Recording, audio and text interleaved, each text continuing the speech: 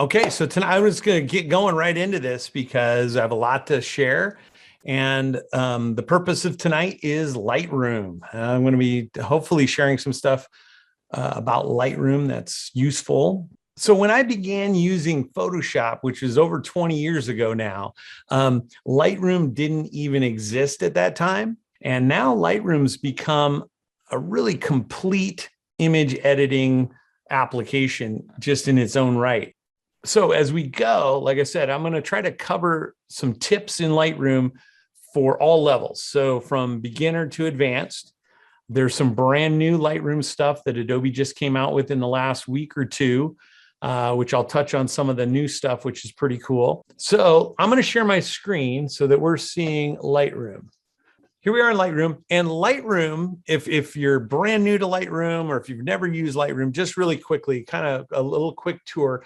Lightroom consists of seven modules. So up here in the right-hand corner, you see there's library, develop, map, book, slideshow, print, and web. Those are the 7 modules of Lightroom.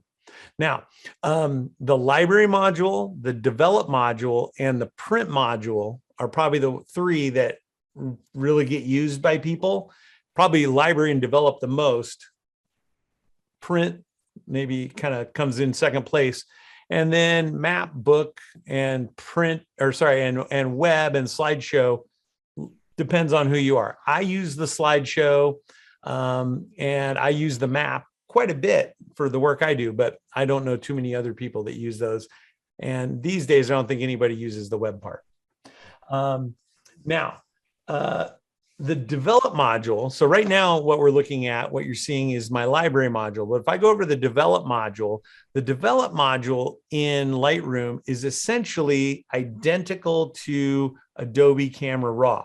So if you're not a Lightroom user, but you work on raw files with Camera Raw before you take them into Photoshop, everything we see here, it looks a little different in Lightroom, but all of these different panels and all the controls and all that stuff that we see here in Lightroom in the develop module is the exact same in Camera Raw.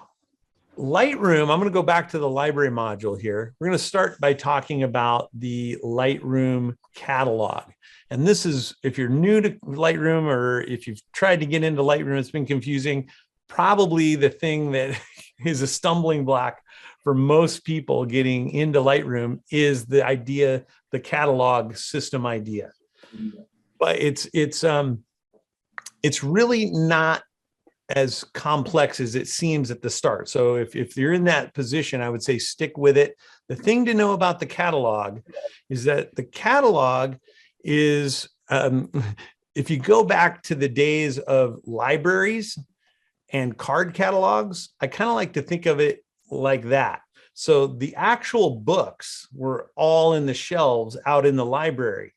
But if you wanted to get some information about one of those books or know where that book was or when the book was published or, reviews of the book or whatever, that kind of information, you could go to the card catalog and look up that book and kind of get the title and the author and a little brief description. And then you could also find where the location of that actual book was and go out in the library and find the real book. Well, that's kind of what the Lightroom catalog does for our photos. The real photos are on the computer, and the Lightroom catalog contains information about those photos without it being the actual photos. But you do get a preview of the image, so you can see what the image looks like. You get the metadata information, and it also the Lightroom catalog knows where that photo actually is out on your catalog or on your hard drive. Now,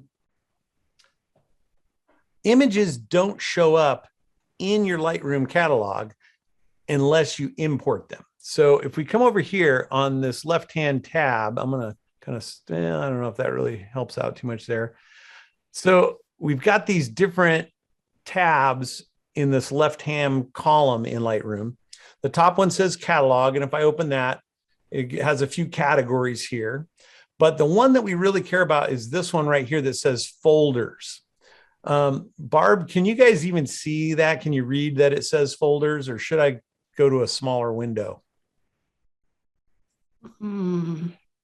Looks pretty small to me. What do you Pretty guys small. think? Okay, for now, I may go full Fine. screen later. I'm going to actually bring this down. How's that? That is significantly larger, Sean.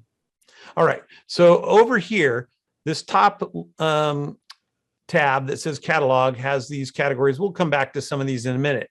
But what I was saying is this one right here that says folders, this is the one that we really care about. Because what this does is it shows us the folders of images that are in the catalog. Now, the folders of images that are in our catalog have to be the same folders that are on our computer. And that's important to understand, is that whatever's on your computer is going to be mirrored or matched in the catalog. So if I open up right here, this on my D drive, my #2 main photo collection folder, if I open that up and we look at inside there, there are all these other folders: animals, archive photos, Ashland, bridges, buildings, and so on. And if I click on any one of those folders, like here's my landscape nature folder. If I click on that, then we jump over here and we can see the images that are in that folder in my catalog. But this folder is an actual folder, and all of these folders are actual folders on my computer. So whatever's on your computer in terms of where your images are and how you have them organized, that's how they'll show up in Lightroom. And that's where I think some people get confused. They think that, oh, the catalog and what's on my computer aren't the same, but they are. So if your computer, where your images are and your folders, is very disorganized, then your catalog in Lightroom will be very disorganized. I have my images on my computer very organized, and so my catalog is organized. So for example, I have on my D drive here, I have a couple of main folders of images. One is called my main photo collection. Another folder is called photos to edit. And then these other folders down here are kind of some additional image files that really aren't the main part of my photo collection. So these two folders are really where all my master files and raw files are. And if we open up any of those folders, like my main photo collection folder, what we see is all the subfolders. And if I go, for example, down to landscape nature and open up that subfolder, then we see a bunch more subfolders: Arizona, Central Oregon, the coast, Colorado, and so on. And if we were to go look on my D drive in this folder on my computer, we would see all these same folders. So the two mirror each other, but nothing from your computer will show up in the Lightroom catalog until you put it there. So if I had not imported any of these folders from my main hard drive, my catalog in Lightroom would still be empty. And you import images into the catalog with this button right here called import. And when you click import, it opens up the import dialog, which I'm going to do just real quick here. So this is the import dialog. And then when you're importing, you can choose where you are importing from. You can import files from any of your hard drives or from devices, for example, like a camera. And when you import images, they're going to be brought into the catalog from wherever they are. So if they're already on if you already have all your images on your hard drive, for example, here in my data drive, here's my main photo collection, and here's my photos to edit folders.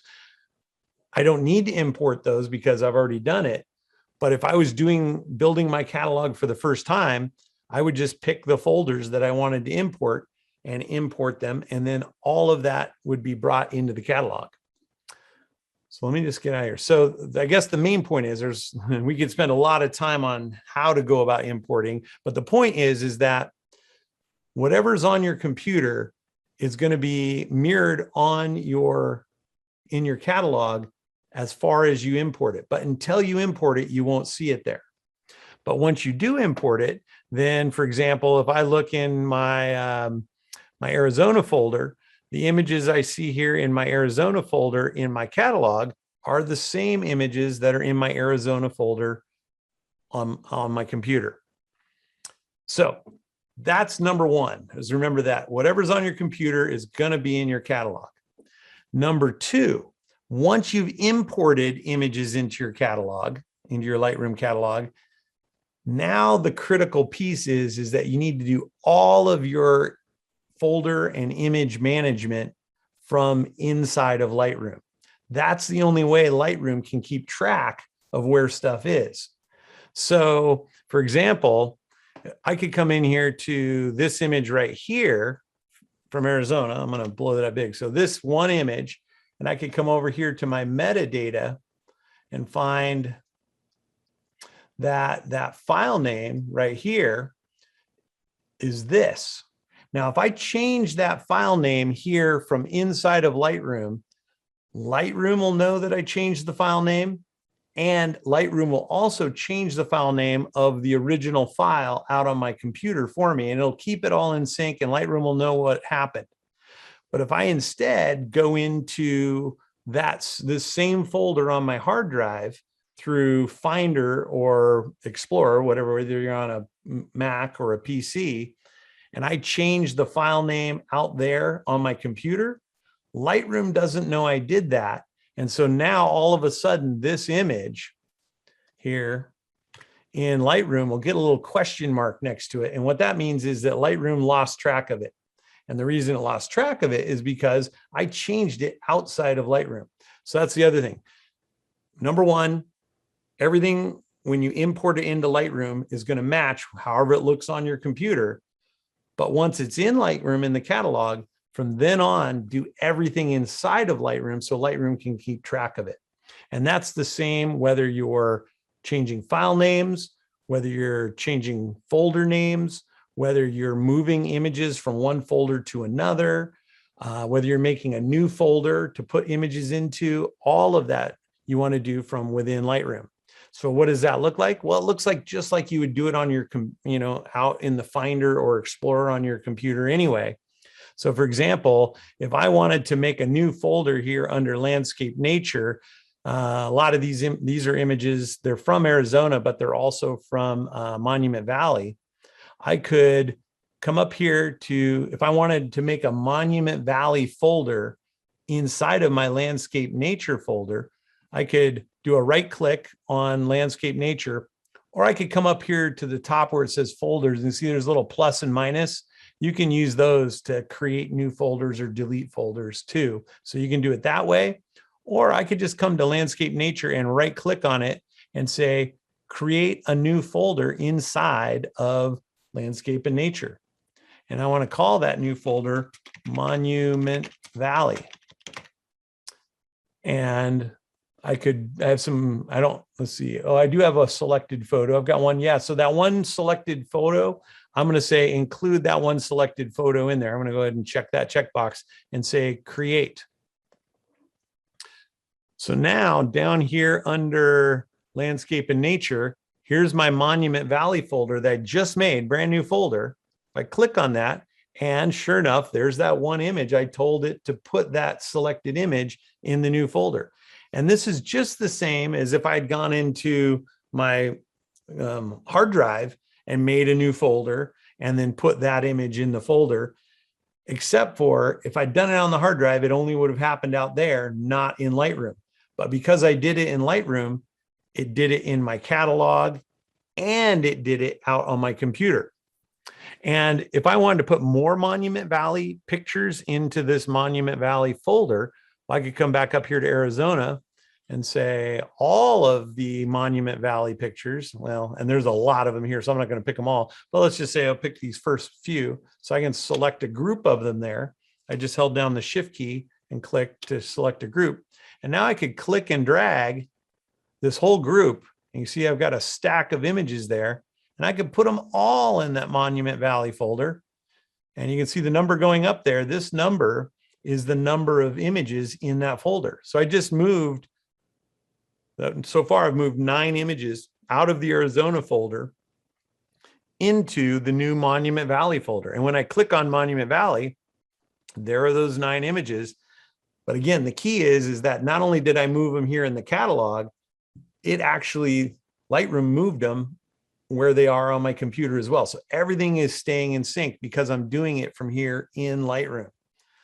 Now, if I decided, you know what, I didn't want that Monument Valley folder after all, I do want to keep these images in Arizona. So I could select them all, grab them, click and drag, and put them all back up here in the Arizona folder and let them all go back into there.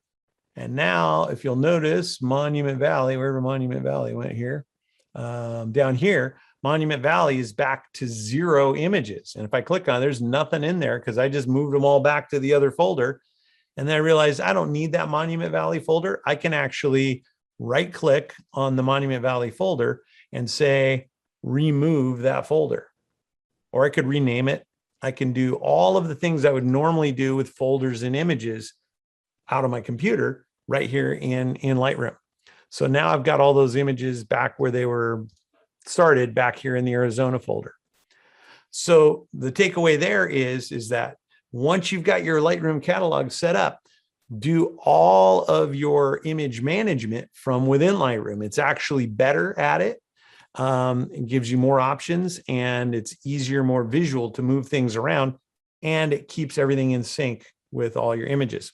So if you have a very disorganized catalog and folder system of images on your computer, once you get all of your images and folders imported into your Lightroom catalog, you can use Lightroom to organize it. You can move images around. You can make new folders. You can get rid of folders. You can do all the stuff you need to do. Now, inevitably, no matter what, Lightroom ends up getting out of sync. Even when we try to do everything from within Lightroom, and so that Lightroom can keep track of it, we'll end up doing something somewhere out on our computer that means that Lightroom doesn't know where an image is or where a group of images is. And so if that's the case, there's an easy way to get things synced up.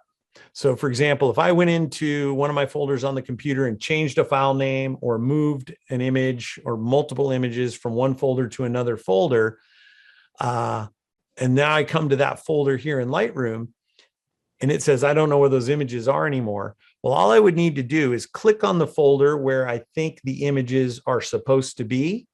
I would right click, and one of the options is synchronize folder. So any folder that I pick, I can choose synchronize folder. Now let's see, my landscape nature folder, notice, has 27,000 images in it, and they're in a bunch of subfolders and subfolders. So it's not all one folder with 27,000, but if I synchronize this folder, I'm going to be looking through 27,000 images and all those folders for any missing ones. That could take a long time. So if I know more specifically, like, no, it should be just, the missing image is going to be in this coast folder somewhere, then it would be faster for me to synchronize just the coast folder because there's only 2,000 images there. So let's try that. If I just go to my coast folder and say synchronize folder, let's see what it tells me. Aha, look at that. So this little window comes up and says it found, see, import new photos. It found 2 photos in my coast folder and subfolders that are not in the catalog. So somewhere out there, I changed a file name or I moved an image to somewhere else and Lightroom lost track of them. So now all I need to do to get my coast folder and all the subfolders back in sync is say synchronize, and it'll go get those 2 extra. Let's see. And I also want to say right here, this checkbox says show import dialog before importing. So if you don't care what those images are, you just want them to import, you leave that box unchecked and it'll just import them whatever they are. But sometimes I'll do a synchronized folder for like one of my main folders that has tens of thousands of images, and it might find 1,000 images that aren't in the catalog. And a lot of those images may not be in my catalog because I don't want them in my catalog. So I actually want to look at them first to find out which ones do I actually want to import or not. And so that's where this checkbox comes in handy. So I'm going to say show import dialog before importing. So I'm going to say synchronize, and it's going to show me what those two photos are here. Or it should. Let's see if it actually does that. Is it going to show me? It's up here. The progress bar says it's synchronizing. I don't know why it's not showing me the import yet. Come on. It's probably having to search through a lot of different. There we go. So it had to search through. There's quite a lot of folders and images inside my Coast folder. I mean, there's only 2,000, but it still takes it a while to go through all those.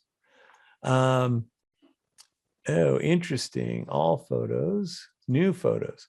So it said it found 2. Oh, here it's because they're duplicates. Let me turn that off. Aha.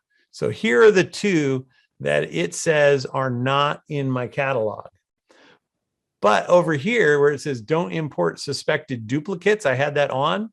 So it still thinks those are duplicates. So somewhere I've got other copies of those same 2 images, but those are the 2. But let's say, oh yeah, look at those 2. Oh, those 2 are definitely should be in my catalog. So I can say import and it'll bring them back in the catalog and keep track of where they are. Or if I realize, oh, one of them should be in my catalog, but the other one shouldn't, I can check or uncheck. So I have control over which of those import. Now I'm not going to do that because I don't remember exactly what's going on with those 2 images. I'll figure that out later. Anyway, you can do that to any folder at any time.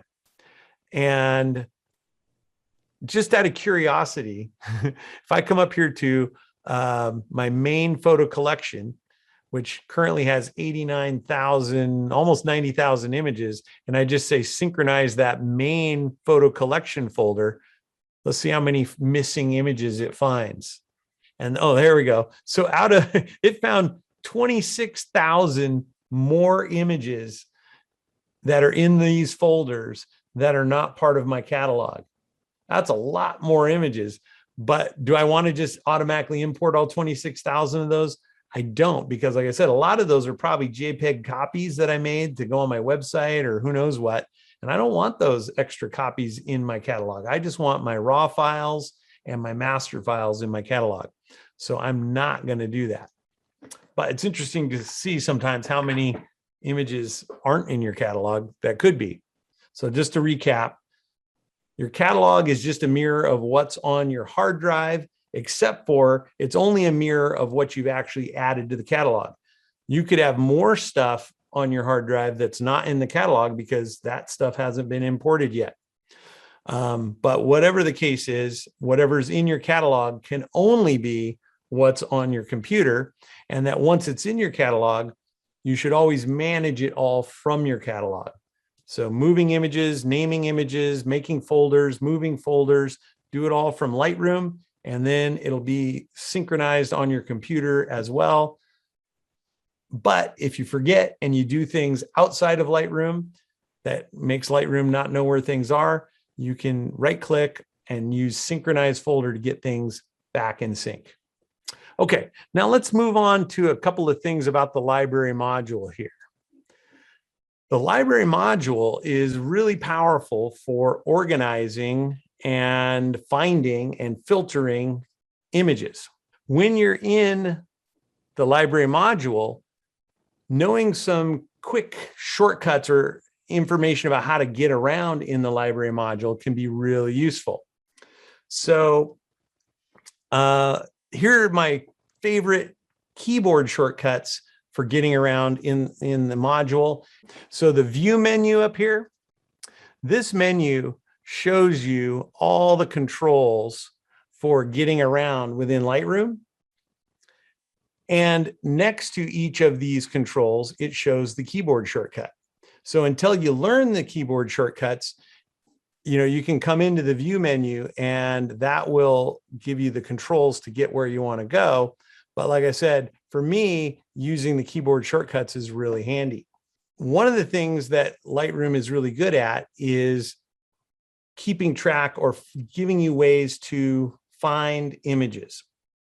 And so in addition to all the metadata that comes with your images from the camera, so the date you took them, what camera it was taken with, what lens it was taken with, any other of the information that your camera provides, that's all metadata. You can filter by any of that information, but you can also rank images, you can color label images, and you can keyword images. And those can all be used to find images as well.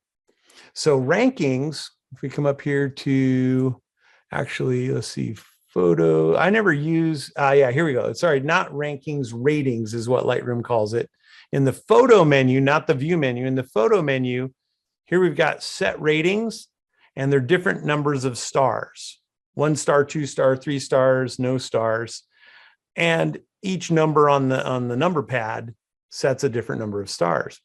So instead of coming up to the photo menu and coming all the way down here to set rating and then picking a star, I'll just pick an image, click on it to highlight it, and then type the number. So that has a 1 star. If I want to rate that to 3 stars, I would just type 3. And now it's got 3 stars. Or if I want to go back to 1 star, I would click type 1 again. If I want to go to 0 stars, I would just type 0 and give it 0 stars. So that's ratings, and each image can have its own rating. You'll notice some of these images have no stars, some have 1 star. I don't do a lot of star ratings on my images because it gets pretty confusing, and 1 to 5 stars is a lot of different ratings. I generally give no stars to images that I figure I'm never going to do anything with, and I give 1 star to images that I want to come back to and look at again. That's pretty much my star rating. It makes it simple. When I'm going through and looking at images, it's either 1 or nothing. But the next thing you can do with images, and if we go back up here to photo, is color labels: red, yellow, green, purple, blue. And those each have a number too. 6, 7, 8, 9. Actually, purple doesn't have a number for some reason. And what I tend to do is I give yellow, which is the number 7, to images that are kind of my second tier images. They're images that are pretty good, publishable, but maybe not my portfolio level images. And I give, let's see, are there any reds in here?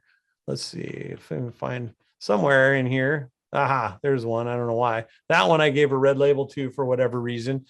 I give red labels to my top tier images, ones that I think, this one might be good for a portfolio piece. So to give an image a color label, like I said, you can just pick the image and type the number. So 7 is a yellow. So I gave it a yellow rating. There's the yellow. And if I wanted it to be red, I could type 6. Now it's red. And if I ever gave it like it's red and I don't want it to, I want it to have no color, I just type that, whatever the number of the color is, I type that again. So 6 is red. So I typed 6 again. Now it goes back to having no color. So really quickly, with just the number keys, I can rank or rate my images, and I can color label images. And then over here, let me see, let me close my metadata tab. I'm going to open my keywording tab. In the keywording tab right here, I can enter keywords. Now let's see, does this image, if you click on an image, if you go back to a lot of my older images, you'll see they have no keywords because I used to not do a lot of keywording back in many, many years ago, whenever this was. But let me go to some newer images and come down here. All of these images, you'll notice as I click on them, have some keywords. And it's pretty easy just to go in, and I don't do a lot of keywords, but for this image, I gave it fall color, Little River, and Oregon. Those are the 3 things. If I was searching for an image, if I had that image in mind, those 3 keywords would get me there. It's during the fall, so it's fall color, it's on the Little River, and it's in the state of Oregon. That's probably all I need to know. So to give images keywords, it's easy. You pick an image and you type keywords in and you put a comma in between them, and then it adds the keywords to that image. And in the library module, one of the great things is, like, if all of these images have the same keywords from like here all the way down to the bottom here, hundreds of images, I could select them all, get all the way down to the bottom. Let's say I'm at the bottom now. So I just selected 532 images. And if I want to add some more keywords to those, I could just type in keywords just like I would do for one image, but those keywords would be applied to 532 images all at the same time. So that's a huge time saver when it comes to keywording. So then what do the ratings, color labels, and keywords do for me? Well, let's say there's an image I'm searching for, and I know it's out there somewhere, but I don't remember exactly what folder it's in, or what year I took it, or really too much other information about it. So if I have no idea where to search in all my folders, I could come here to up in the catalog, all photographs, 147,000, and say, you know what? Let's start by searching, because I know the image I'm searching for would have been an image that I gave at least 1 star to. So up here in this top, this is the library filter bar. So this is how I can do filtering. I click attribute and say, oh, right now I've got it. It's looking for 2 stars or 1 star, because it's anything more than, it's 2 stars or less. I think it's probably, oh, no, actually it's only, I've got it right here. You can choose whether it's greater than, yeah, so greater than or equal to. So it's greater than or equal to 2 stars. I could do less than or equal to 2 stars. And now I'll get 2 stars, 1 stars, and 0 stars. Or if I wanted to do exactly equal to 2 stars, but actually what I want to do is do greater than or equal to 1 star. So I just clicked on the 1 star there and selected greater than or equal to. So now I'm seeing all my images that have 1 star or more, because I know this image that I'm looking for has at least 1 star on it. And I also know that it was one of my favorite images. It was definitely an image that I wanted to put in my portfolio. So it's got a red color label. So right over here on color, I can click on show photos with the red label. So I'll click that. And now I'm down to only starred images that have red labels out of all my photographs. There's still a bunch, but these are all my red label photographs. So it's still, how many is that? It's still over 2,000 images I would have to look through to find it. So here's where the keywords really come in handy. If I go to text and say, let's keyword for, yeah, the Rogue Gorge, which was already in there. But if I enter Rogue Gorge and say here that I'm looking in my keywords, now I'm only finding images that have 1 or more stars and a red label and have the keyword Rogue Gorge. And sure enough, no, it wasn't this one. It was this one. And I have several copies of that because I've made various iterations of it over the years. But at least now out of 147,000 images, I'm now down to, it's one of these 10. And that only just took me a few seconds. So that's one of the really powerful things that Lightroom library module can do if you're using things like ratings and color labels and keywords. But you can search for metadata. Right here is the metadata filter. I can search by dates. I can search by camera that I took the photo with. I can search by the lens I took the photo with. So I can really search for images in all sorts of ways. And then when I'm done filtering, if I say, yep, I found the image, then I can say none to turn off all the filters. And I'll go back here to my all my photographs. Now, sometimes when you're in the library module, this used to really frustrate me. These different parts of the library module might disappear on me sometimes. And that's because there are those keyboard shortcuts that we saw up here in the view menu that do different things. And sometimes by accident, we hit a keyboard shortcut that makes something go away. And then we don't know how to get it back unless you know the keyboard shortcuts. So if you don't know the keyboard shortcuts, go to the view menu and find it. It's in here. Or if you do know the shortcuts, for example, the T key, this is the toolbar down here at the bottom. So if you're missing your toolbar, click the T key and that brings your toolbar back. So there's my toolbar.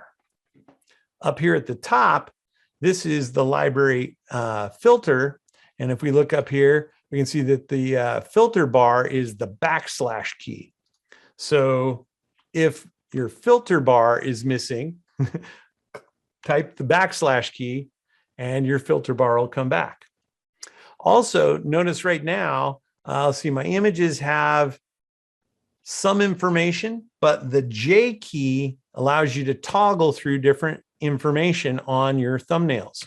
So if I type J, now I get my what number it is in the catalog, what the file name is, what file type it is, what the pixel dimensions are, and also if I've got any ratings or anything like that. If I type the J key again, I go to no information. And if I type the J key again, I just get what number are we at out of this selection. So right now we're in the 32,000s out of 147,000. Now, if I come down to a folder that has fewer images in it, well, let's go back to my Little River Fall Color. There's only 600 photos in that folder. So now here's number 1, 2, 3, 4. So, and let's see, in this mode where I get the numbers, I do get the ratings and I always get the color labels. And that's the nice thing about the color labels is no matter what view you're in, you can always see if you've got color labels on images. But anyway, J key allows you to toggle through your different information. This view right here that we're looking at with all the little images is called the grid view. And down here in the toolbar, you can click on different views. So this is the grid view right there. But the G key is the really quick way to get to grid view. If you want to look at just a single image, like just this one image right here, I want to look at that full screen. Well, that's loop view, which is this one right here, and that's the E key. So if I type E, now that just shows me that single image. And if I'm in loop view and I want to get back to grid view, I just type the G key again. Now I'm back to grid. When I'm in the grid view, if I want to make my thumbnails larger or smaller so I can see more thumbnails or fewer thumbnails, that's just the plus and minus keys. So plus makes my thumbnails bigger and minus makes my thumbnails smaller. And that's the same thing as using the little thumbnail slider down here. But this slider to me is kind of sticky and doesn't work great. So I just like using the plus and minus key to change my thumbnail sizes. Let's see. Oh, now if I'm in the grid view in the library here, and I want to develop this image, I want to go over to the develop module and work on this. I could just type I could come up here and click on the develop module, but I can just type the D key and the D key will take me into the develop module where I can then work with the develop settings. And if I want to get back to the grid view, I can just type G again and go back to grid view. In Lightroom, we have these side panels and we have a top panel and we have a bottom panel, and you can hide those with these little arrows on the sides. There's an arrow there, so I can hide that side panel or reopen the side panel. So you can open and close them one at a time, or if really quickly you just want to make more space for viewing images, the tab key will get rid of the side panels. So now the side panels are gone. I can see more images, and I click tab again, my side panels come back. And if I want to get rid of all the panels and just view images, I can do shift tab. Shift tab closes all the panels, not the tools, but the panels. And so now I'm seeing nothing but images. And sometimes when I'm doing this, if I really want to be able to focus on the images and not get confused by the other stuff, the L key is what's called lights out mode. So if I type L once, it turns out most of the lights. And if I type, but I can still kind of see the other Lightroom stuff kind of hovering in the background. If I type L again, full blackout. So all I see is just images. And this enables me to view images without things getting, clutter and distraction. And if I type L again, it'll bring me back to full lights on mode. So that's the L key. Oh, and let me bring back all my tabs, or all my panels. So shift tab, and now I've got all my panels back. All right, so there's some kind of beginner stuff. That's a lot fast, I know, but Lightroom's a big application. But knowing how to get images into your catalog, how to manage images in your catalog, move them around, rename them, do all that stuff is really important over here in the folders tab. And then once you're working with images in the library area, knowing how to rate, color label, keyword, and then filter your images makes it really easy to find the images you're looking for. And then once you found the images you're looking for, you want to work on those images, you head over to the develop module, and that's where you do your image developing. Okay, now let's take this up a little step here. The next thing I want to show is something that I think a lot of people don't realize they're paying for in Lightroom, but it's really cool. And that is that now this is if you have the photographer subscription, which gives you Photoshop, and it gives you Lightroom Classic, and it gives you what's called, I call it Lightroom Cloud. Adobe now just calls it plain Lightroom, but to me that's confusing. So I call them Lightroom Classic, which is this one, and Lightroom Cloud, which is a version of Lightroom that is all based, it uses your cloud storage. So if you've got that subscription, you've got Lightroom Cloud as well as Lightroom Classic, and you're paying for some Adobe Creative Cloud storage space. That just comes with the subscription. You're already paying for it. There's no option not to pay for it. But the cool thing is Lightroom, so I'm going to stop sharing this so we can go over to regular Lightroom here. Let me share regular Lightroom. Here's what regular Lightroom looks like.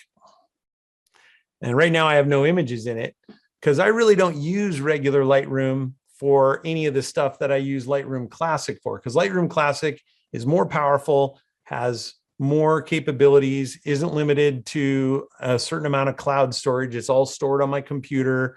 And yeah, there's just certain things you can do in Lightroom Classic that you can't do in Lightroom Cloud. But Lightroom Cloud's still getting more and more capabilities all the time. But the cool thing here is that, and this is where I want to go back. Sorry, I do have to share my whole screen for this. This is going to get a little small, but you'll see what I'm going to do here. So I'm going to share my whole screen. I'm going to put Lightroom Cloud over here and Lightroom Classic over here. So you should be seeing Lightroom Cloud on the left, Lightroom Classic on the right. And the cool thing is that they can connect together through the cloud.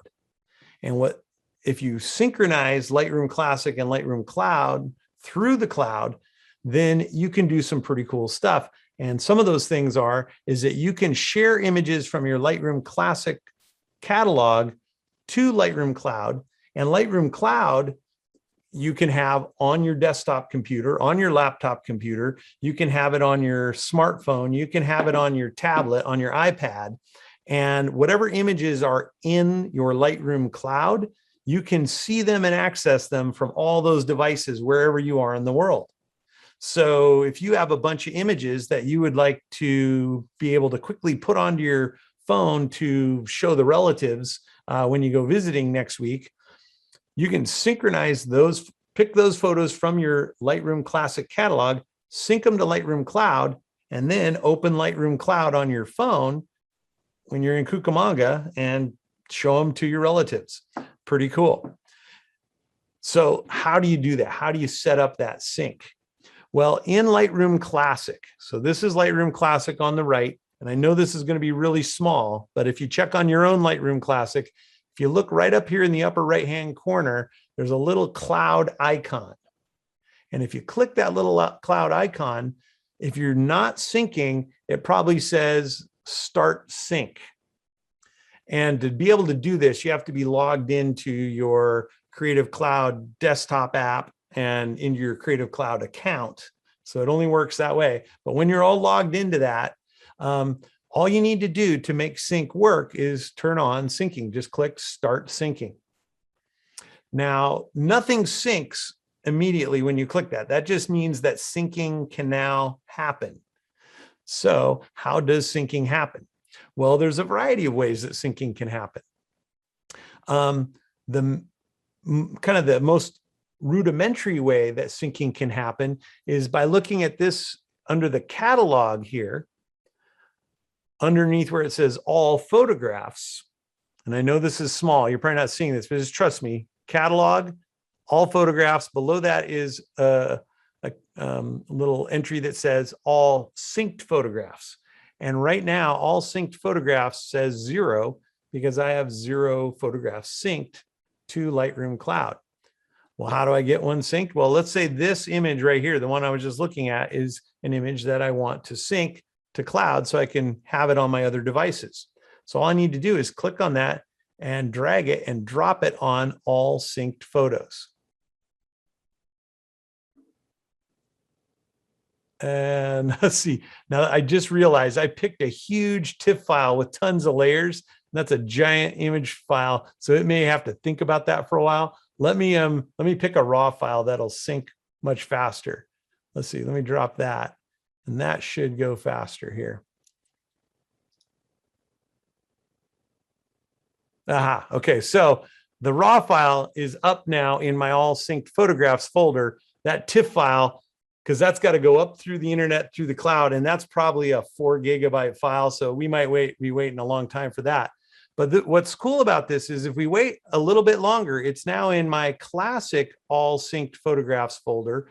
But let's just keep watching over here in Lightroom Cloud. And eventually, once that syncs up through the cloud, it's going to show up over here. Now, let's see, I'm going to go back to these other images. And by the same token, if I wanted to sync a bunch of images, I could select a bunch. You know, I could pick as many as I wanted to and click and drag a bunch of images into all synced photographs. So now there's 5 of them in there. And boy, if my internet's, probably because I'm also zooming and I'm recording a Zoom video, that's using up a lot of my bandwidth right now. Usually this goes pretty fast. There's the first one. So usually goes faster than that, but there it is. So now that first image that I synced from here, this one right here, now showed up in Lightroom Cloud. And it did that through the cloud, which is pretty cool. Which means that now that that image is here in Lightroom Cloud, I could open up Lightroom Cloud on my phone and it would be there too. And I could open up Lightroom Cloud on my laptop and it would be there. And I could open up Lightroom Cloud on my iPad and it would be there. Wherever I went in Lightroom Cloud, there would be that image. So pretty awesome. So you can sync individual images, or you can select, oh, and now I just saw, let's go back to, oops, not here. Let's go to grid view. All of those images, except for the big multi-layered TIFF file, all the other ones are here now. So pretty cool. Came across. So that's one way, is by dragging images into the all synced photographs folder.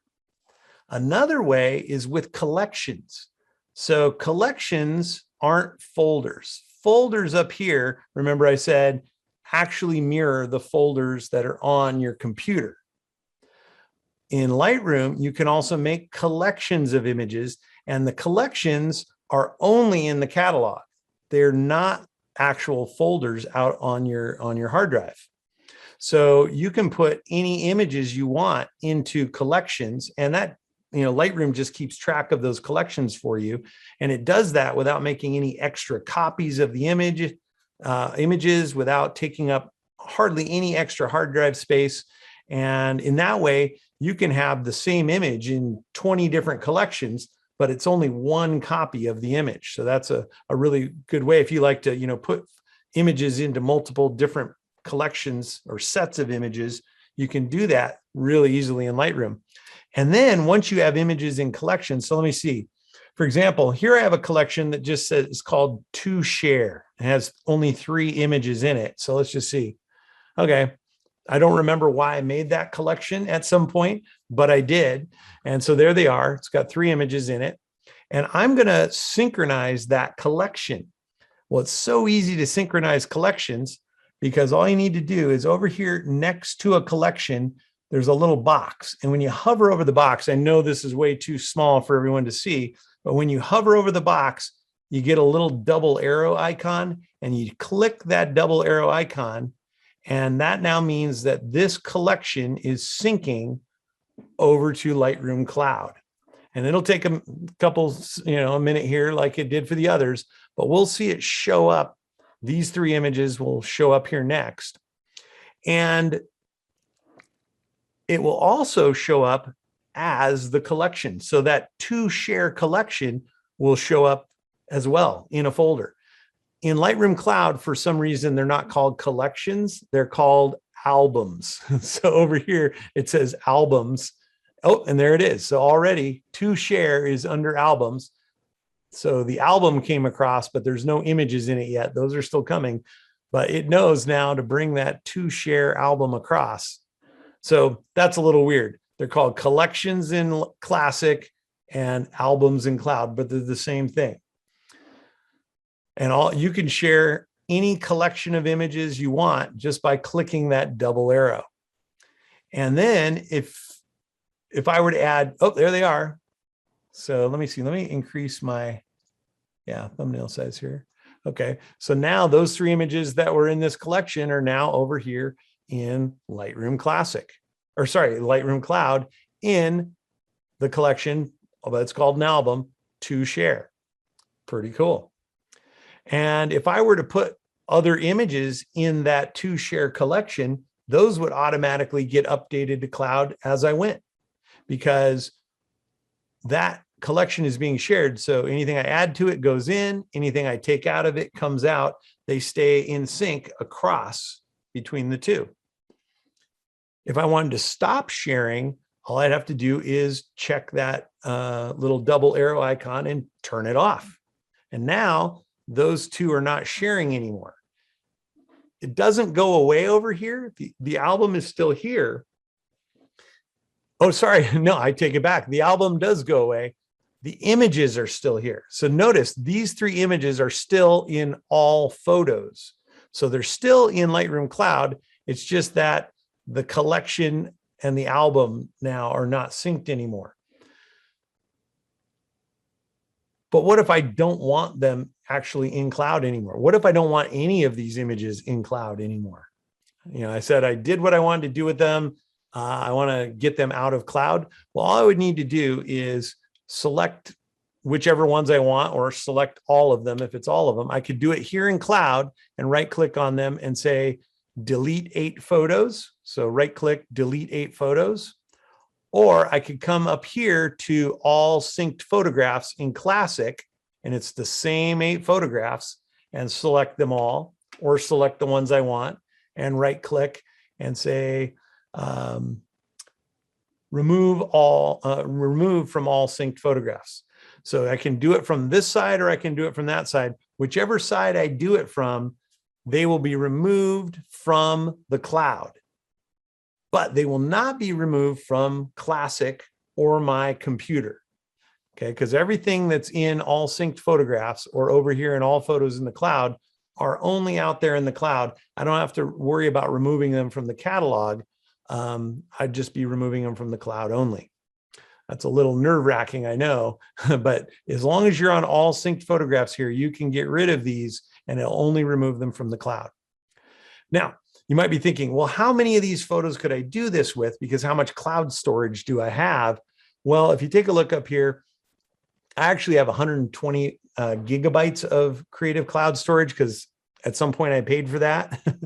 But the reality is, I think with your normal photography subscription, I can't remember if you get a gigabyte or 2 gigabytes or 10 gigabytes. You get some amount of storage that comes with it.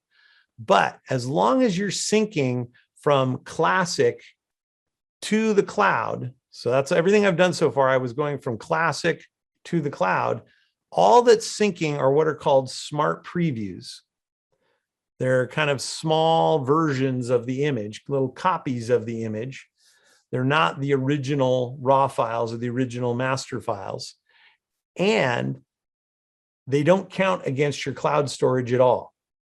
So I could take all 147,000 of my images and sync them across the cloud as smart previews, and none of my storage would be taken up.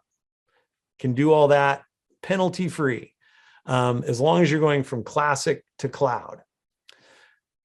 So you might say, well, why do I need any storage at all?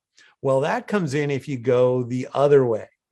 So if you import images, so images can be imported into Lightroom Cloud the same way that they can be imported into Lightroom Classic. Period. Instead of import, it's add photos. But I could pick where to add photos from. And let's see what, yeah, no. Oh yeah. I don't know where it's finding these right now. These are images from a camera. I must have a card plugged in somewhere, but I don't know where. Anyway, it's finding some. But these should be raw files. No, those are JPEGs. I don't even know what these are here. That's very funny. No, I wish these were raw files. Let me get out of here. Let's see if I add photos from. Do I have access to my? I don't. Let's see. Browse here. Oh yeah, here we go. So here's a raw file. So I'm going to pick a raw file. It says review for import. Here it is. It's a CR3. It's a raw file. So full raw file. And if I say add one photo, I'm importing that photo from my computer into Lightroom Cloud. And that will eventually get synced over to Lightroom Classic.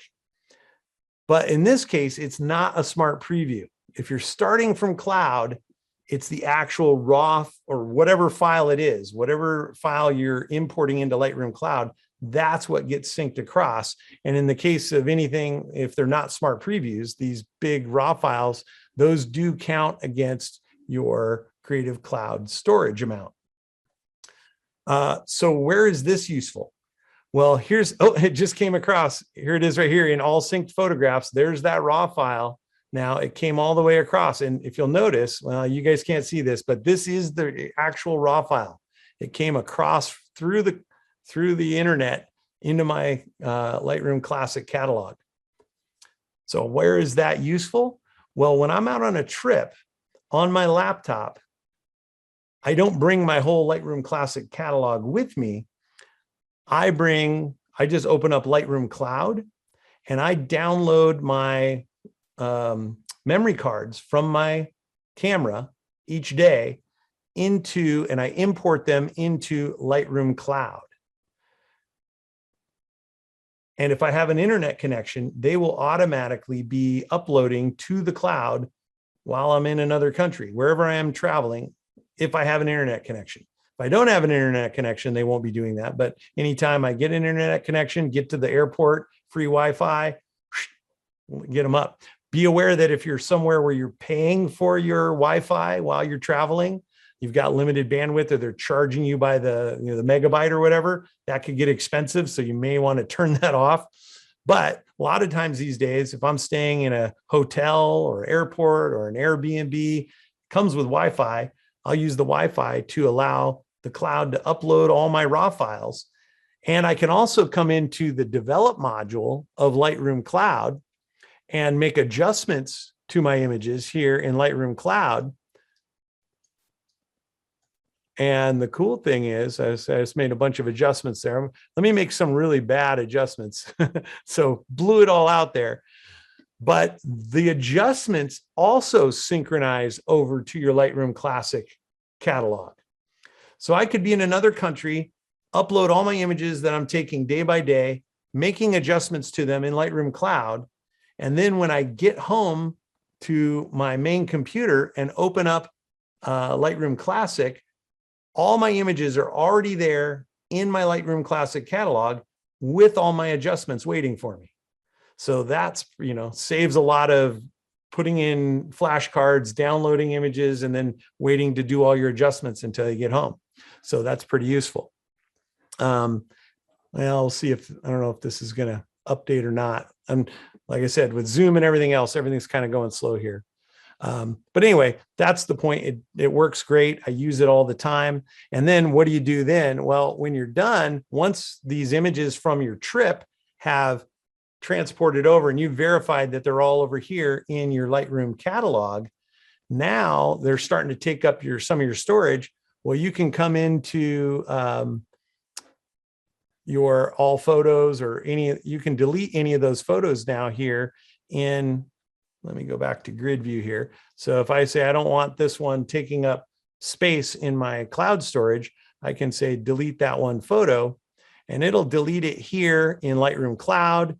It'll delete it from all synced photographs here, but it won't delete it from the folder where they show up in my catalog, which is this folder right here, which says from Lightroom Cloud.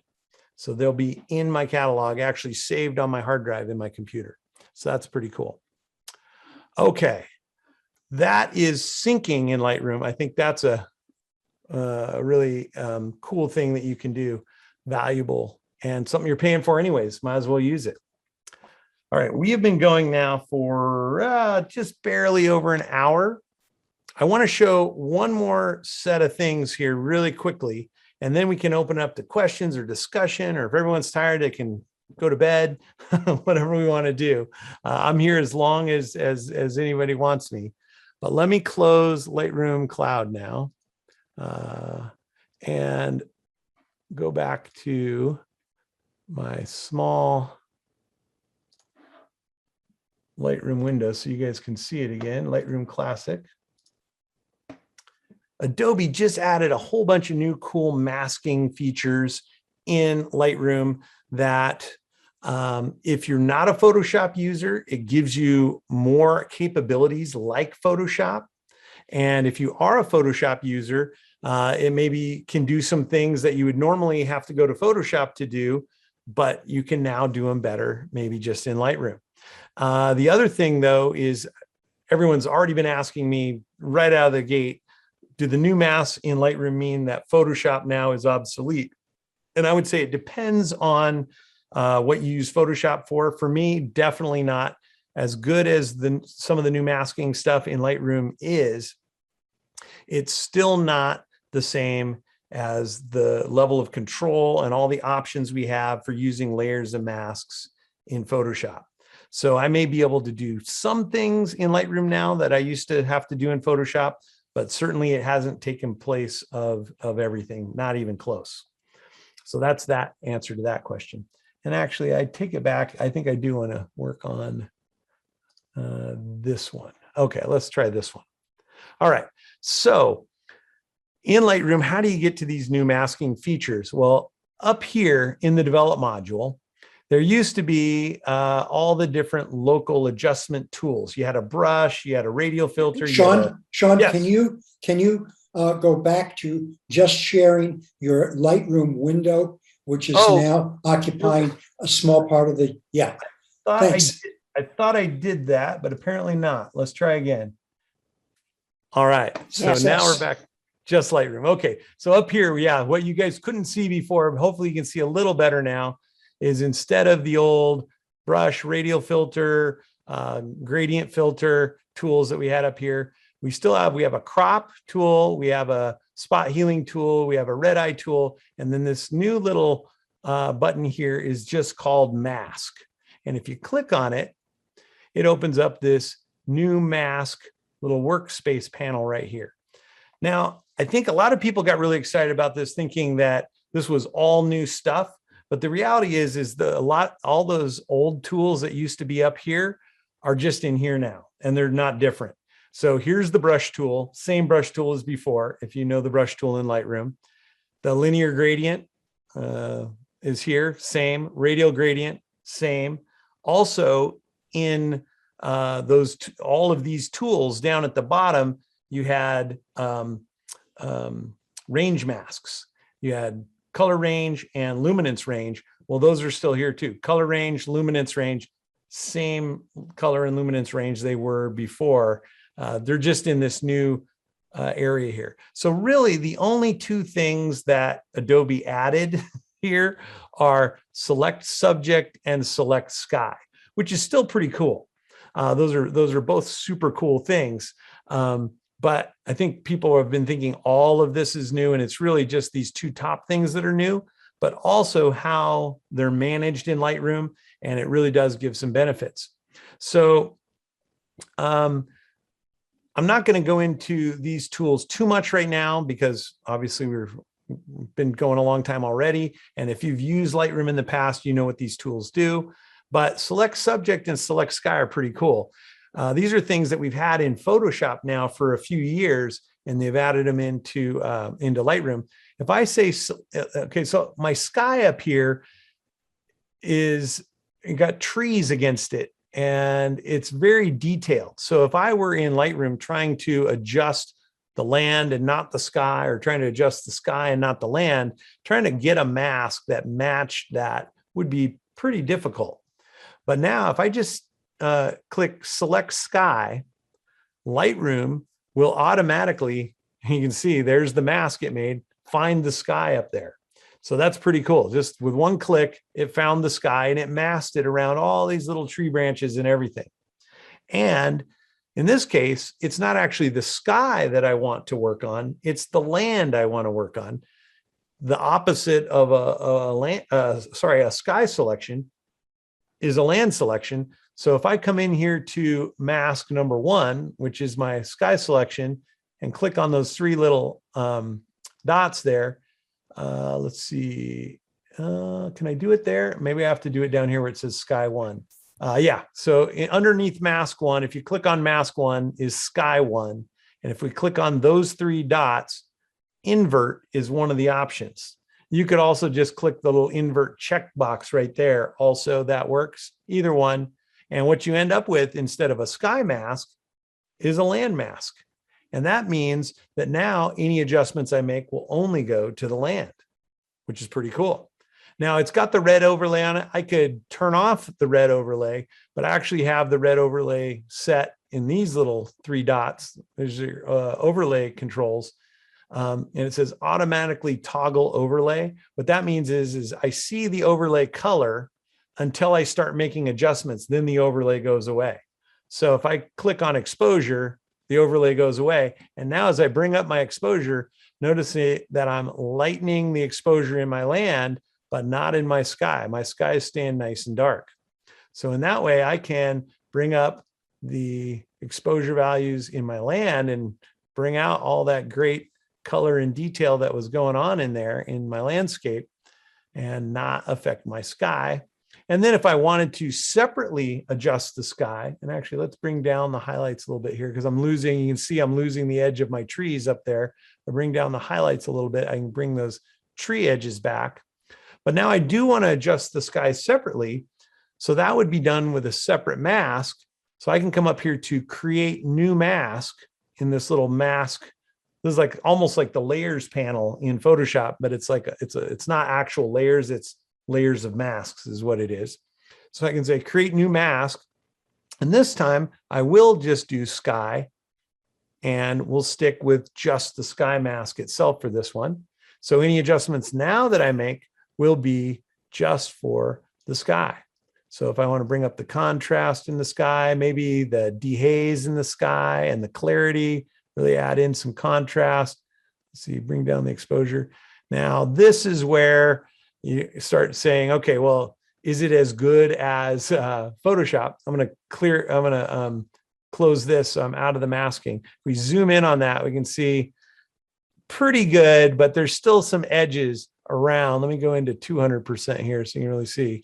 Yeah, whoops, sorry. You know, some of these edges along the trees here, not perfect. That's where in Photoshop, you could still create an even more refined mask to do that sort of adjusting more seamlessly, but it's pretty darn good in Lightroom. And this is a pretty extreme case. And I still think that probably with the right set of adjustments, I could probably get it looking pretty darn good. The other cool thing, let me go back into masks here, is that you can now add and subtract masks from each other in Lightroom, which you couldn't do before. So that's another new feature. Actually, let me go to collections here. And I'm going to come to, let's see, do I want to go to, do I have photographer? Yeah, photographer photos. because some of these will have people in them. Oh yeah. So here's a photo of, is that the one I want? Yeah. Oh, sure. Let's try that one. Here's a photo of the Photo Cascadia team up at Wallowa Lake a bunch of years ago. And of course, we got this bright sky. So the exposure, we're all just silhouettes here. So let's see what the new masks in Lightroom can do with that. So the first thing that we might try is say, the first thing I want to do is select subject. Instead of select sky, I want to adjust the subjects. So let's click select subject and see what Lightroom can find for us. And not bad. It found all the people and made a mask of them. Pretty amazing. But it also got a little confused down here in the rock and did do a little masking into the rock where I don't want it. And that's where we can now add and subtract different masks from each other. So I want to subtract some stuff out of this mask. That's what this little subtract button here is for. So I'm going to click subtract. And what do I want to subtract? Well, I want to subtract, I just want to brush that out. So I'm going to subtract a brush mask. And with the brush here, I've got it all set up to 100% flow and density. I can just come down here with the brush and just brush that area out where I don't want the mask. And so in that way, I'm combining the brush with the select subject. And now that I have that mask looking pretty much, I think, how I like it, now I can come over here and say, let's now adjust Photo Cascadia. So bring up the exposure, bring up the shadows. Let's see, blacks. Let's see, maybe a little bit of contrast. Let's see, highlights down a little bit, somewhere in there. I don't know. Something like that. Might have overdone the exposure a little bit. Bring up more shadows, bring the exposure down. Yeah, something like that. There we are. Pretty good. So select subject works really well too. But now we're kind of bright, but the landscape is still really dark.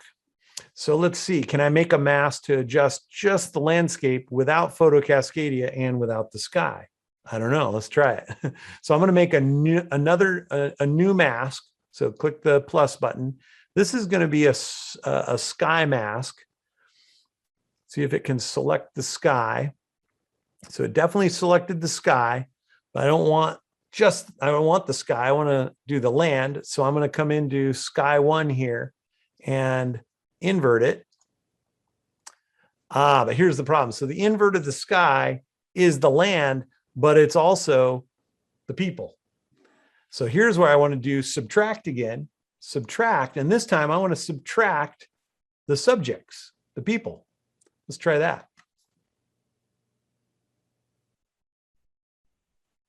Hey, not bad. So we got rid of the people out of that sky mask, but we also got rid of some of the rock again. So here's where I could say add. This time I want to add the parts of the rock in that are missing. So I'll click the add, and I'm going to add with the brush and come in and paint in those areas that I want to be added and get that all looking good. Something like that. Let's say that. And now let's try adjusting the landscape with that mask. So let's see if I bring up the overall exposure, maybe the shadows a bit, and the black somewhere in there. So now I'm able to adjust the landscape separate from the people and separate from the sky.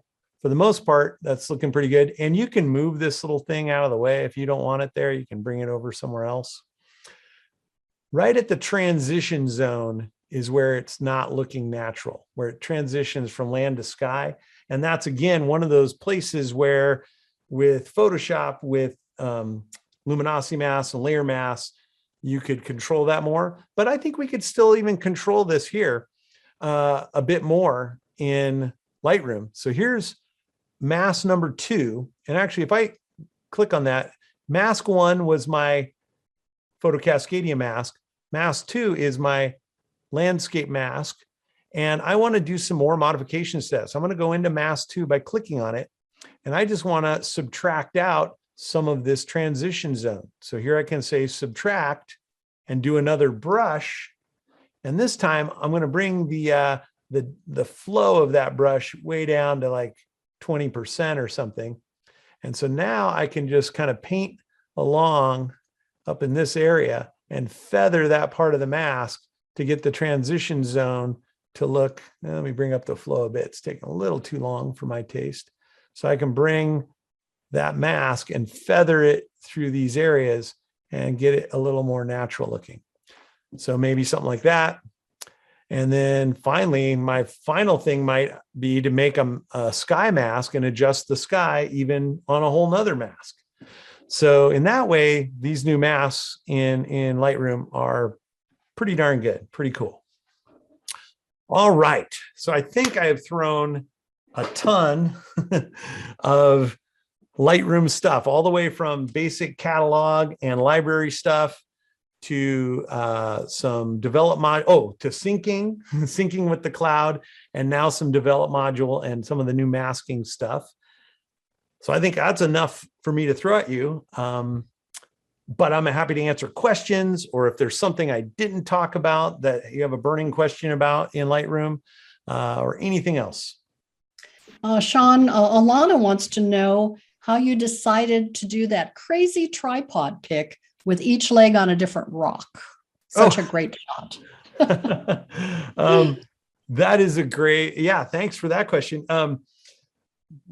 So that's a spot I've been to probably, I don't know how many times over the years, maybe 5, 6 times to that spot. It's on Little River up outside of Glide. I love it there. But all the other times I could never get across. The water flow was too heavy for me to get out to those rocks in the middle. So I was always shooting from the shore, and there's some great compositions from there. But this time I was able to get out on those rocks that are in the middle, kind of an island in the middle of the river, and walk around. And I walked up to the edge of that one rock and saw there was a point of rock with waterfalls coming from either direction into that pool, with all the other waterfalls coming in. And as I was looking down, I was just like, that's a photo. I mean, that's the photo I want to take.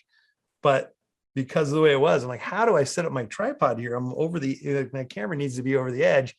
Fortunately, I have, for this reason, I have a 7-foot tall tripod. And most people, and a lot of people ask me, because most of the time I have it at 5 feet high, like, why do you have a 7-foot tall tripod? You're not 7 feet tall. Where would you ever use that? Well, that's a great example of where I use it. Is I need to be able to extend those legs 7 feet out in either direction to reach across to the rocks that were way out there, so I could get the camera into that position.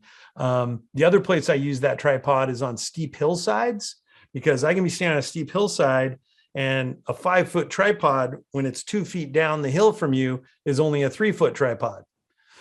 But a 7-foot tripod, when it's 2 feet down the hill from you, becomes a 5-foot tripod. Now it's at the right level. And I also use it sometimes when I'm in places that are crowded and there's a lot of people or photographers or whatever's going on. And I can set up my tripod high enough that I can photograph over the top of people's heads. So yeah, 7-foot tripod. I love it. It's heavy, it's big, but for stuff like that, it's awesome. So Sean, I have a question. Can you hear me? Yep.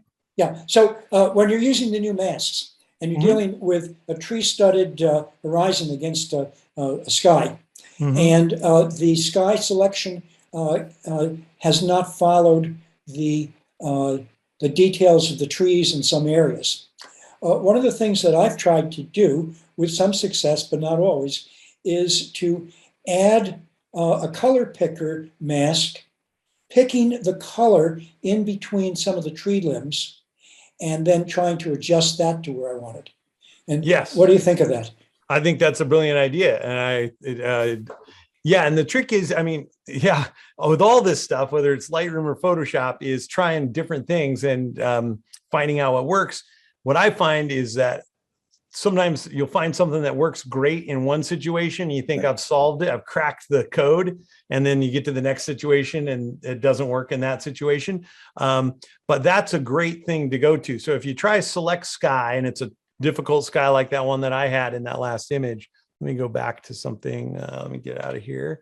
See if I've got one that kind of simulates what you're talking about. Yeah, maybe like, yeah, let's try this one. But yeah, so what you're saying is basically you go to mask, you go to select sky. We're not seeing it though, Sean. Are you Oh. trying to share it? I forgot I unshared my screen. Thank you. You guys got to watch me every minute. You got to cut in. Okay, so here we are. So let me back up out of this entirely so we can see what we did here. Okay, so we got this image and I came up here to the mask button and I started with select sky to select the sky.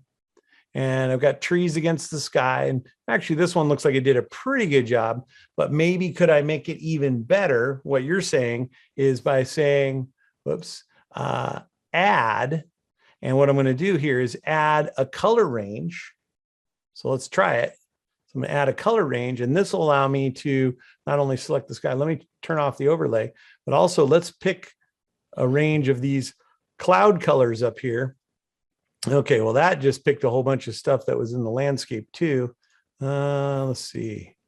Yeah, boy, this one, there's no. But you can paint that out with another brush down below. You can, yeah. I was just trying to find if there was some color, but you can see up here in between all the trees and these little spots, it's really getting into there with the color range now. And then, yeah, then you could do a subtract and brush this out down here. So that would be a great way of refining that mask. The other thing that I might try, let me back up out of that, out of the color range. Let's see, get back out of color range here. I should have just deleted it. The other thing you could also try, and these are all worth tries. Every new image is a new set of challenges. You could also try adding luminance range. And again, that may help you find, if we click up in here, and then maybe even narrow that luminance range at some point. Oops, sorry, that's not the feathering. I don't know if at some point with this, we could get to stuff that's just bright enough. Yeah, kind of the same again. Oh, actually there, somewhere in there, again, it's really doing a good job of getting in between the trees with the luminance range, the brightness range. You'd have to paint it out, and it looks like it's kind of overlapping the brighter parts of the tree up there. So in this case, luminance isn't working as well as color. So it's a case by case situation. But yeah, anything like that you can come up with, and that's brilliant. And that's what this add and subtract, what those add and subtract features really do for us is they allow us to not be stuck with whatever single mask that Lightroom might give us. We can now start combining masks and modifying them and really getting refined masks out of it. So yeah, nice work. That's a great solution. Let's see, what else? I am going to just point out right now. So out of all these images, this is a raw file, and I could make some adjustments in the develop module and then go to right click, edit in, and then I can edit in Photoshop, and it'll just open into Photoshop with my Lightroom adjustments included in how the image looks when I get to Photoshop. Or if I wanted to retain the ability to come back and readjust those raw adjustments later on from Photoshop, I could open it as a smart object in Photoshop. So that's if it's a raw file. All that's great. That makes sense. But here is an image that's a TIFF file that I've worked on in Photoshop. So I started in Lightroom, took it over to Photoshop, did a bunch of Photoshop, added a bunch of Photoshop layers and whatnot, and then saved in Photoshop. And now that saved TIFF file is back here in my Lightroom catalog. Now, if I want to work on that again in Photoshop, when I right click on it and say edit in Photoshop, instead of just automatically opening in Photoshop, it brings up 3 questions that it's going to ask me here. I have to decide, what do I want to edit? Well, normally, if this is a layered TIFF file or PSD file that you want to work on in Photoshop, you want to edit the original. And that gets confusing for some people because some people think this means the original raw file, and it doesn't. It means the original layered TIFF or PSD file. That's what you want to open up to have access to those layers in Photoshop. So that's actually opening your master file. If you edit a copy, it'll have the layers there, but now you've got another copy of your master file, and you probably didn't need another copy. If you did need another copy for some reason, like you wanted to have two different versions of the same image, then edit a copy makes sense. Probably what you don't want to do is edit a copy with Lightroom adjustments. And this is the one that I think trips people up. And this is also another thing that I see happen is I've gone to Photoshop, made all my Photoshop adjustments, and this is my master file, and it's back here in Lightroom. And now I make more Lightroom adjustments. I decide, oh, I want to lighten that up some more. And I want to add some more contrast or whatever. I want to adjust the white balance. And I'm doing those as Lightroom adjustments, not Photoshop adjustments. And then at some point I realized, I want to go back to Photoshop again because whatever reason. So I'm going to edit this in Photoshop. And now we've got we're in the sticky place because I can either edit the original, which has all the layers, which is probably why I want to go to Photoshop, is to get to those layers, but it won't have the Lightroom adjustments that I just made. Or I could edit a copy with the Lightroom adjustments. So it'll look like this with my new adjustments, but the layers will be flattened and it's a separate copy and it'll have no layers in it. So for me, once I've worked on it in Photoshop and I'm back here in Lightroom, I don't make any other Lightroom adjustments to it at that point. And if I realize I want to make it lighter or I want to add contrast, I open it up in Photoshop and I make those kind of additional adjustments in Photoshop. And then that way, all my adjustments stay in sync in one master file versus in multiple copies all over the place. So that's something I know that comes up a lot and people have questions about. So I just wanted to cover that. Would that also include, for instance, if you need to put a border on it, or you need to, let me think what else you might want to do, crop it. You wouldn't want to do a destructive crop in Photoshop. You want to go to Lightroom and crop it. What do you do then when you take it back to, yeah, that's always been a problem for me. It gets to be a little tricky. So let me share again here. So it's fine. I guess it depends on what your plans are to do with the image. So if I wanted to crop this image because I am going to print it at a different aspect ratio or something like that, I could crop, because remember, everything in Lightroom is non-destructive. So, so I could come in and crop this. Whoops. And let's say, let's go to let's say I want to crop it to a 4:5 or something. So I want to crop it here in Lightroom. So that's a non-destructive crop. So now I could go, and then if I want to go to Photoshop to, get it ready to print or whatever I want to do in Photoshop, if I go to edit in Photoshop, at this point, I want to edit a copy with the Lightroom adjustments. So it'll open in Photoshop with that crop, and it's a copy and it doesn't have the layers, but I'm probably fine with that because this is the copy I'm going to print anyway. And so that copy is a whole new output for my image. And then when I come back to Lightroom later, I can just go back to the crop tool and reset the crop. And I haven't lost anything because crops, like you said, in Lightroom are non-destructive. But by the same token, if I was going to crop it for print output in Photoshop, it wouldn't matter because I would have also in Photoshop made a copy of my master file and cropped the copy, and I wouldn't have cropped my my master file anyway in Photoshop. So it's kind of 6 of one and half a dozen of the other. But those are all just things to think about, a couple chess moves ahead down the line before you do it, because you can obviously work yourself into a corner you didn't want to go into. Sean, you have another question from Sean, the other Sean. How to manage HDR images in the library. For example, I shoot 5 images, then merge them in Lightroom to develop my final photo. Question is that it can get confusing as to which 5 images are different from the next 5 images. I have to look at the metadata and look at the time I shot the photo to find the original 5 photos to work with and make the HDR merge. Right.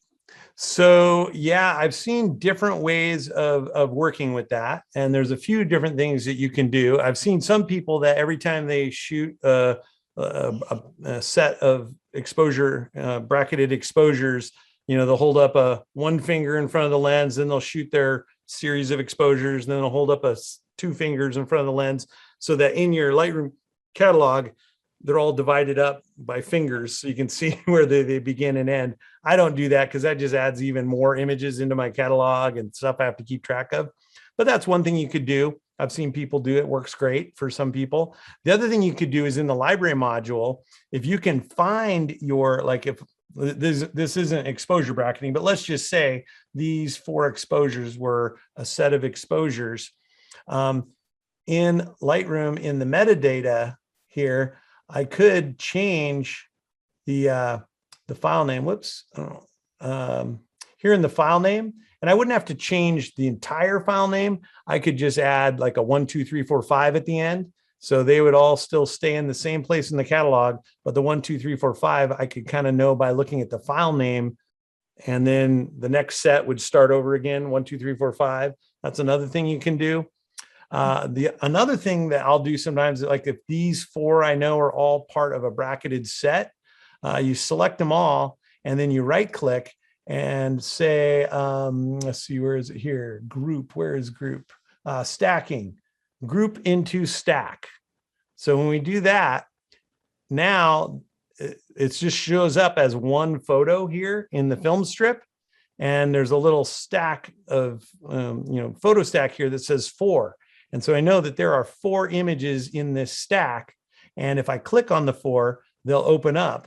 And those next 4, 2 of 4, 3 of 4, 4 of 4, those are all a set. And then the next set, I could go select them, put them into a stack. And then when you collapse the stacks, just by clicking on the numbers there, then you just see each stack of images. And that can really help organize sets of images like that. That works good for focus stacks as well. So I don't know if any of those ideas is kind of what you were looking for, but those are I think the 3 main things I've seen other people do. One question about synced photos. Sure. So since you stopped showing Lightroom, I was looking at mine. And what I found out is I have 588 synced photos, even though I've never synced a photo. But it turns out that my collections, when I was creating a new collection, there's a little checkbox at the bottom that says automatically sync this. Yep. And somewhere that got checked over, I don't know, years ago, apparently. Yep. And so now, if I go up to that piece under the catalog where it says all synced photographs, yep, and I just select all and hit delete, and they'll go away from the cloud, but remain on my computer, right? That is correct. But you're also going to want to uncheck like all of those collections that are synced. Yeah. Uncheck those little double arrows, because if you don't, they'll just do it again. Okay. They'll go right back. Gotcha. All right, Sean. Well, thank you so much. We really appreciate you. Yes, thank you very much, Sean. Yep. Thank you. That was great.